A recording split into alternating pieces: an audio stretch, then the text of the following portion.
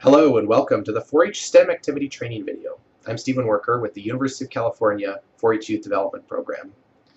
The approach for these 5 activities is open-ended creativity and problem solving. No 2 solutions will look the same.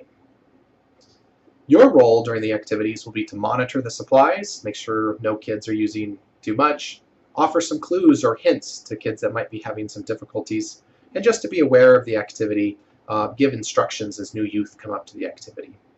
So without further ado, let's get into the 5 activities. The first activity is called Happy City, and this is where youth design and build something to add to Happy City. They need to include a circuit, so a light and a battery in their item.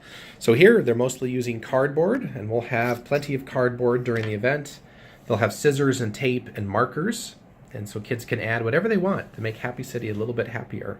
They need to include a circuit, so we'll have batteries, just regular AA batteries, and light bulbs, and these are just cut out from an old miniature light string, so we'll have plenty of lights.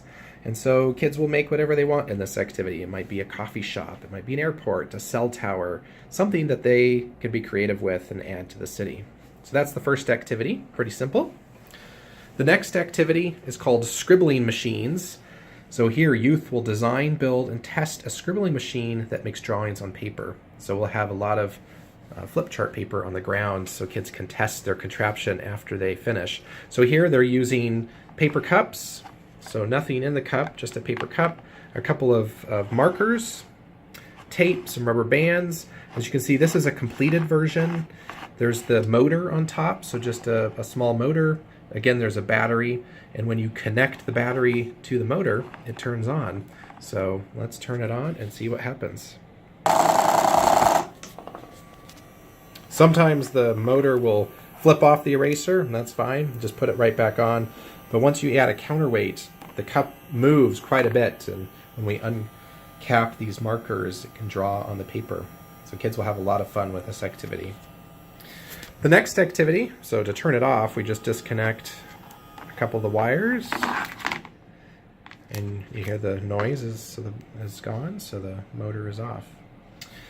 The next activity is called Cork Mobiles.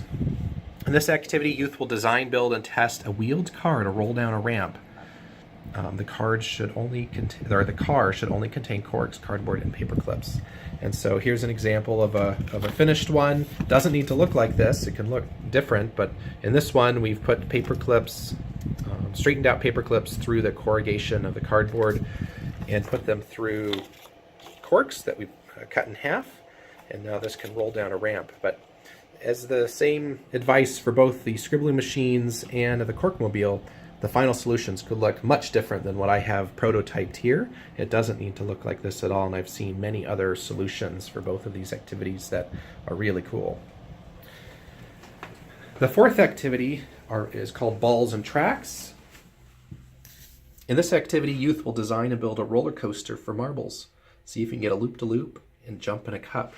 And so I've created an example of one here, and we're going to try it out.